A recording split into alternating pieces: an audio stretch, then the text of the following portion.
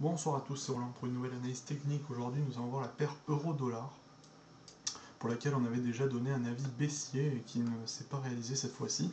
Mais à nouveau, je vais réitérer cet avis baissier. Pourquoi? Parce qu'on a une configuration qui est assez simple ici.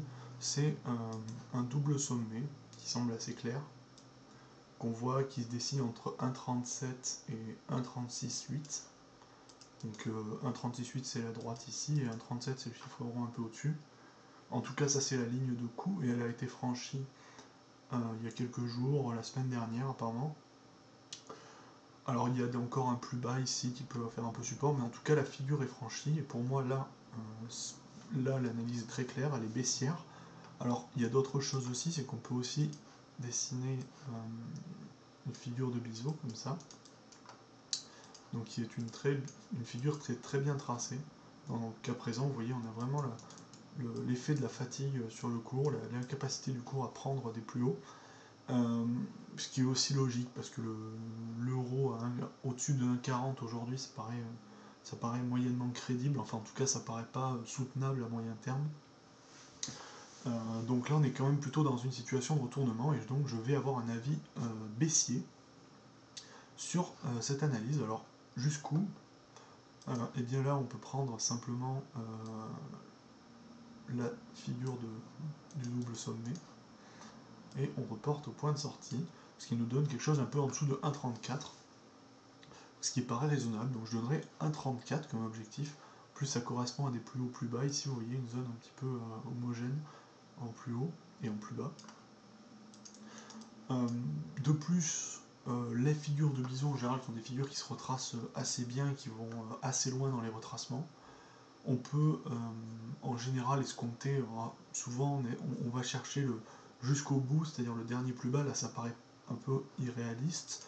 Par contre on peut ici retracer une autre droite, ce qui nous ramènerait, disons, je pense dans une zone entre 1,33 et 1,31.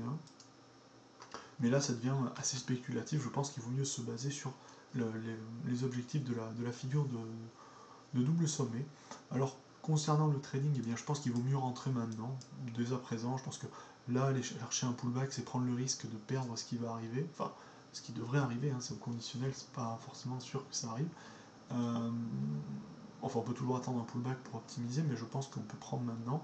Il n'y a pas on garde quand même une grosse part de gâteau en termes de take profit. Comme stop, et bien là c'est difficile à placer en hauteur, donc on est obligé de les mettre assez serrés. La zone de dernier plus haut ici c'est autour de 1,37,4. Voilà.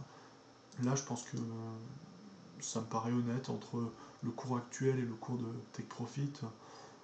On doit gagner deux fois l'écart du stop loss, donc bon, ça paraît largement jouable. Et puis ensuite on peut toujours faire courir les gains, comme j'ai dit. On peut aller chercher du 1,33, voire en dessous, ça n'empêche pas de couper des positions et d'en garder certaines pour garder une partie flottante qui s'indexera sur la continuité du scénario que je mettrai à jour à ce moment-là. En tout cas, là, avis clairement baissier, je pense qu'il y a peu de chances qu'il ne se réalise pas. Dans le cas présent, alors ça peut traîner un peu, mais là on est vraiment dans une situation qui est typiquement baissière en analyse chartiste. Je vois pas comment on peut faire plus baissier. On est vraiment sur une fatigue, un essoufflement du cours, avec une figure en double top qui est particulièrement bien tracée, et un franchissement avec de la force de cette figure. Surtout qu'on voit bien ici, sur cette phase descendante, l'attitude baissière marquée qu'on retrouve assez peu dans les configurations précédentes, en dehors des accélérations fortes précédentes. Là, on a vraiment une puissante baisse qui, à mon avis, est loin d'être terminée. Voilà. Donc j'espère que cette vidéo vous aura plu et je vous dis à la prochaine.